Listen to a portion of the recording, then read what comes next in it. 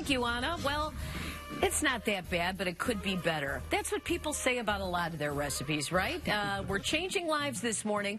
Chef Julius is here to help one viewer finally master the art of delicious fried chicken, and her name is Liz. She's standing right next to me. How are you? Good, thanks. So, Chef, you do a lot of personal chef business. You go to people's houses. Yes, that's exactly what it is. Cook for them, right? Yes. So we heard from Liz, and you said fix my recipe. Yeah. She showed us some pictures of the fried chicken that she made, and it looked a little raw inside. A little undercooked, yeah. So is that a recipe problem, or is that a not cooking it long enough problem? Well, it's a little bit of both, because a lot of times when people do recipes, they just read what's in the way the recipe is written out. But you have to make certain exceptions for little things. So, Liz, with your recipe, there wasn't a lot to really fix, which was really good for me. I was concerned about that internal cook temperature, but we're going to help you with that. You were using canola oil. Yes. And you were also using a method to where after you brine the chicken, you went through milk and then you would put it back into the flour and stuff like that, because you want that flaky crust and stuff like that. But one of the things that you can do is that you can, instead of canola oil, you can use an oil with a higher heat. You know, a higher heat component that can take more heat. So if you don't have any allergies, go with peanut oil.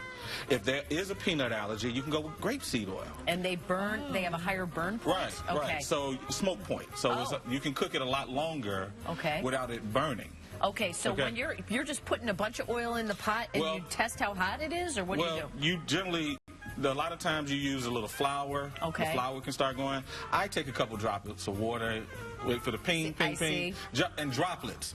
I'll go over there with a handful of water and then everything goes everywhere. Well, that's what I do. Yeah, you don't want to do that. So you say you can also add shortening to the oil? Yes. Now, that's how you get your flaky crust. If you add a little bit of vegetable shortening to an oil with a high smoke point, that's how you get the little flaky bits, so as you're crunching into the chicken, it kind of falls all over you and stuff like that. So there's little things like that that are a lot of fun. Also, you got to remember to season the flour, which you did. All right, so this is seasoning that she's putting in the flour? So you go ahead, add that to the flour, all of it. What are the seasonings? That is salt, pepper, Creole dust, and cayenne pepper. All right. So it's a little bit of everything. All right, so you mix that up. And mix it all together. Okay. And something else you did very good in your recipe is that after you seasoned it, you let the coating sit onto the chicken. So add the chicken into the seasoned flour. What about do you dip it in something first, like milk? Well, she did that, and that's one of the things. By us changing the oil, you don't have to do that. Like you don't need milk? No, because with the canola oil, you only have a short amount of time to cook. Now, what about this? Did you say you use buttermilk instead of regular milk, or you don't use it at all? If you're going to use a milk, use a buttermilk. That gives you a little tang, and it breaks down the chicken and gives you that flavor, that southern fried flavor that a lot of people like. All right, so once she's got this, she lets it sit for a little bit? Yeah, traditionally you want to let it sit for a little bit, but right now what you did, which is a great job, you got even coating. From that, you go right into the oil. Now this oil is hot, so when you add the chicken into the oil, you want to go over it and let it fall away from you. Oh, okay. Okay? So it doesn't... Yeah, so, and then let it fall away. There we go. There you go. Oh, wow, and bubbling. And it's already bubbling up. Same thing. Now that's not boiling. I mean, it doesn't look like the oil's boiling, so you don't want it. It has a higher smoke point, so you don't want it rolling, boiling. That might Robin, be a you do problem. not. Right, Robin, you don't have a chicken shack. You can't have rolling. So it's okay. Yeah. Well, this is interesting. So we go get those pieces in there. Now, how long do you cook it so it's not raw inside? That's my biggest fear. Okay, well, because we're using a deep fat method, one of the things that's going to help you with that, you're looking at about 12 to 17 minutes, depending on the size of the chicken. Yeah. But what happens when you have a deep fat method like this, the chicken is going to start to float.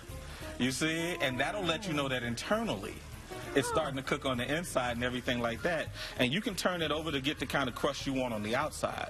Something else, too, so you don't want your entire home smelling like chicken and you want to manage the temperature of how long you cook. Yeah. You can take a lid and don't put it all the way on it, because you need that oxygen to get in there, the air. That's what helps with your crispiness. But also you can trap some of the heat in there so it can help cook faster.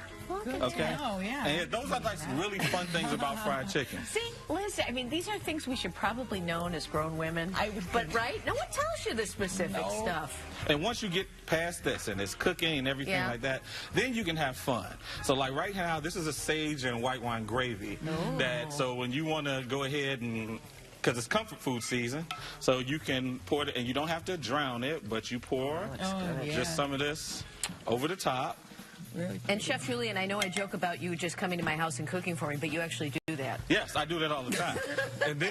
And it's called taleoftwochefs.com. If you want Chef Julius to come to your house and send us your recipes. If you have a recipe that you are screwing up, Chef Julius will come and do it here on the show. You can go to our website, WGNTV.com. Here's Courtney. She has an update on some breaking news. Courtney?